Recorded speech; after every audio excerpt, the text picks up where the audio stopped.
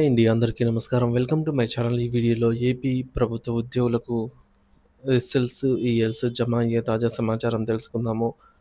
So, video అయితే ఎక్కడ గాని స్కిప్ చేయకుండా ఎండ్ వరకు చూసేయండి. అప్పుడే ఇన్ఫర్మేషన్ పూర్తిగా అర్థమవుతుంది. అలాగే వీడియో చూస్తున్న ప్రతి ఒక్కరు వీడియోకి లైక్ చేయండి ఫ్రెండ్స్. ఈ వీడియోని తోటి ఉద్యోగ పెంచడం మిత్రులతో అయితే షేర్ చేయండి. కొత్తగా మన ఛానల్‌ని చూస్తున్నవారు ఇంకా ఎవరైనా సబ్స్క్రైబ్ చేసుకున్నట్లయితే వెంటనే మన ఛానల్‌ని సబ్స్క్రైబ్ చేసుకోండి. దీని ద్వారా నేను చేసే లేటెస్ట్ వీడియోస్ అన్నీ మీ వరకు రీచ్ అవుతాయి. ఇక ఆలస్యం చేయకుండా వివరాల్లోకైతే వెళ్ళిపోదాము. ఫ్రెండ్స్, ఇక విషయానికి వచ్చినట్లయితే ప్రభుత్వ ఉద్యోగి తన సర్వీస్ కాలంలో పొదుపు చేసుకున్న సంపాదిత సెలవులు ఎర్న్డ్ లీవ్స్ పదవీ విరమణ సమయంలో నగదు రూపంలో మార్చుకోవడం ఒక ముఖ్యమైన ఆర్థిక ప్రయోజనం. గ్రాట్యుటీ, పెన్షన్ తర్వాత ఉద్యోగికి అందే అతిపెద్ద మొత్తాల్లో ఇది ఒకటి. ఈ నగదు మార్పిడిని ఎలా లెక్కిస్తారు? ఒకవేళ సెలవులు తక్కువగా ఉంటే విధానం ఏమిటి? అనే విషయాలను ఉదాహరణతో సహా వివరంగా తెలుసుకుందాము. సో, ఈఎల్ గురించి ముఖ్యమైన నియమాలు.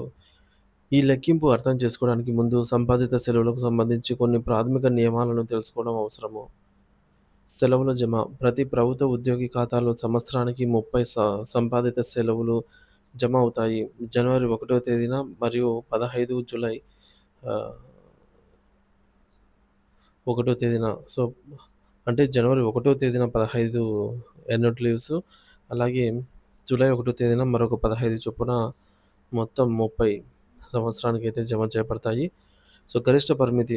ఒక ఉద్యోగి తన పదవీ విరమణ సమయంలో గరిష్టంగా 300 సంపాదిత సెలవులను మాత్రమే నగదుగా మార్చుకోగలడు. దీనికి సంబంధించి జీఓఎంఎస్ నంబర్ 232 డేటెడ్ ఆన్ 16థ్ సెప్టెంబర్ 2005 ప్రకారంగా చారిత్రాత్మక పరిమితులు. గతంలో ఈ పరిమితి 180 రోజులు, ఆ తర్వాత 240 రోజులుగా ఉండేది. 2005 పీఆర్సీ నుండి దీనిని 300 రోజులకు పెంచారు. సెలవులు 300 రోజులు దాటితే ఉద్యోగి ఖాతాలో 300 కంటే ఎక్కువ సెలవులు ఉన్నప్పటికీ లెక్కింపునకు 300 మాత్రమే పరిగణలోకి తీసుకుంటారు. సెలవులు 300 లోపు ఉంటే, ఒకవేళ ఉద్యోగి ఖాతాలో సంపాదిత సెలవులు 300 కంటే తక్కువగా ఉంటే ఆ లోటును వారి ఖాతాలో ఉన్న అర్ధవేతన సెలవుల నుంచి భర్తీ చేస్తారు. అయితే హెచ్‌బీఎల్ లెక్కింపు విధానం భిన్నంగా ఉంటుంది. ఇకపోతే ఫస్ట్ కేస్‌లో ఉద్యోగి ఖాతాలో 300 రోజుల సంపాదిత సెలవులు ఉన్నప్పుడు ఏ విధంగా లెక్కిస్తారనేది చూద్దాము. ఒక ఉద్యోగి రిటైర్ అయ్యే సమయానికి అతని ఖాతాలో సరిగ్గా 300 ఈఎల్స్ ఉన్నాయనుకుందాము. లెక్కింపు ఉదాహరణకు పదవీ విరమణ నాటి మూల వేతనం రూ. 58,280 అనుకుంటే, అప్పటి వరకు కరువు భత్యం 22.75% అనుకుంటే, సో, ఇది ఉదాహరణకు ఈ డీఏ అనేది ఎప్పటికప్పుడు మారుతూ ఉంటుందండి. సో, అప్పటి డీఏ ఎంత ఉందోనే దాన్ని బట్టి లెక్కిస్తారు.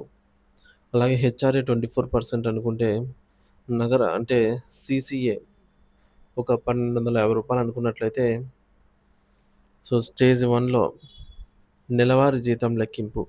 నగదు మార్పిడి కోసం ఉద్యోగి పదవీ విరమణ నాటి మూల వేతనం డీఏ, హెచ్ఆర్ఏ, సీసీఏలను పరిగణలోకి తీసుకుంటారు. అంటే ఈ నాలుగిటిని పరిగణలోకి తీసుకోవాలనమాట.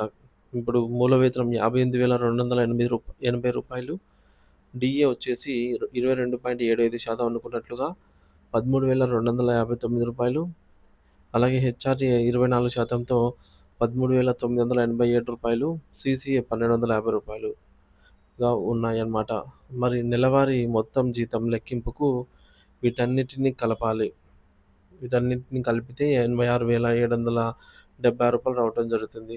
స్టేజ్ 2లో ఈఎల్ నగదు మార్పిడి మొత్తం లెక్కింపు. సో, ఫార్ములా అయితే నెలవారీ మొత్తం జీతం డివైడెడ్ బై 30 ఇంటూ జమ ఉన్నటువంటి సెలవులు, సంపాదిత సెలవులు. అంటే ఎన్ని ఈఎల్స్ ఉంటే అంత.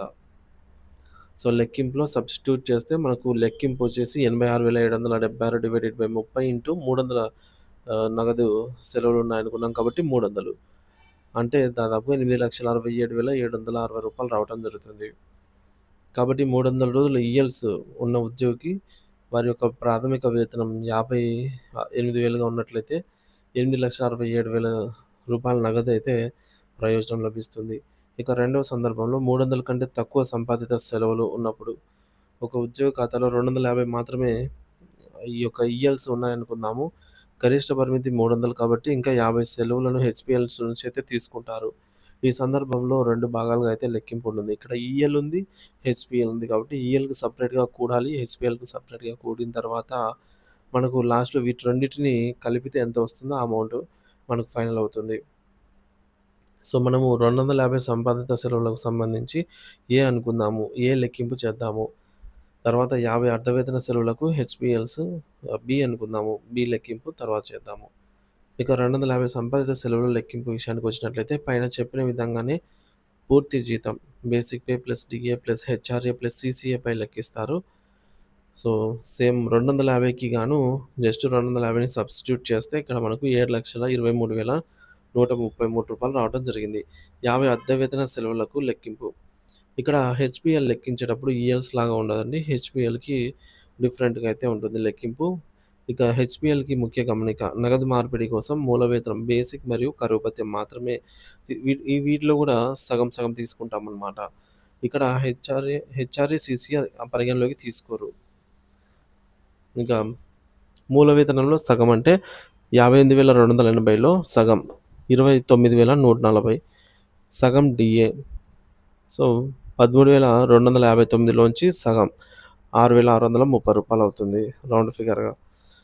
హెచ్‌బిఎల్ లెక్కింపు జీతం అంటే హెచ్‌బిఎల్ కోసం ఈ రెండిటిని కలపాలి. రూ. 35,770 అవుతుంది. ఇంకా హెచ్‌బిఎల్ నగదు మార్పిడి ఫార్ములా సేమ్ ఫార్ములానే అన్నమాట. హెచ్‌బిఎల్ లెక్కింపునకు వేతనం డివైడెడ్ బై 30 ఇంటూ తీసుకున్నటువంటి HBLs. So, 33,570 35,770 divided by 30 into 50. ఇక 50 హెచ్‌బిఎల్‌లకు వచ్చే మొత్తం రూ. 59,617. సో, మూడో దశలో వీటన్నిటిని కలపాలి. సో, మనకు ఏ ప్రకారంగా ఫార్ములా ఏ ప్రకారంగా ఈఎల్స్‌కొచ్చిన మొత్తం అమౌంటు 7,23,133 అలాగే హెచ్‌బిఎల్స్‌కొచ్చిన మొత్తం అమౌంట్ 59,617 అన్నీ కలిపితే రూ. 7,82,750 రావటం జరుగుతుంది.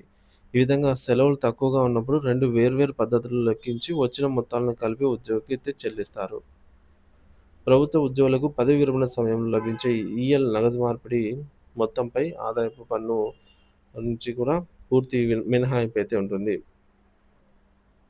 సో, ఈఎల్ అమౌంట్ ఎంత ఇచ్చినా సరే దేనిపైన ఇన్‌కమ్ టాక్స్ అనేదేమీ పడదనమాట. ఎందుకంటే ఈ యొక్క ఈఎల్స్ అనేవి మనకు ఉద్యోగి గతం నుంచి దాచుకున్న అమౌంట్ కాబట్టి వీటికి ఎటువంటి టాక్స్ అనేది పడదు. అలాగే త్వరలో మనకు ఈఎల్స్‌కి సంబంధించి భారీ అమౌంట్ విడుదల రానుందనమాట. సో, ఈసారి మొత్తంగా ఈఎల్స్‌కి సంబంధించి ఏవైతే పెండింగ్‌లో ఉన్నాయో గతంలో 10,00,000 లోపు ఉన్నటువంటి ఎస్ఎల్స్, ఈఎల్స్ అయితే బిల్లులు చెల్లింపులైతే చేశారు. కానీ ఇంకా 10,00,000 పైన 10,00,000 ఉన్నటువంటి బిల్లులను పెద్దగా చెల్లింపులు చేయలేదు కానీ వాటన్నిటిని గూడా మనకు అతి త్వరలోనే ఈఎల్స్ జమ అయ్యే అవకాశం అయితే భారీగా ఉంది.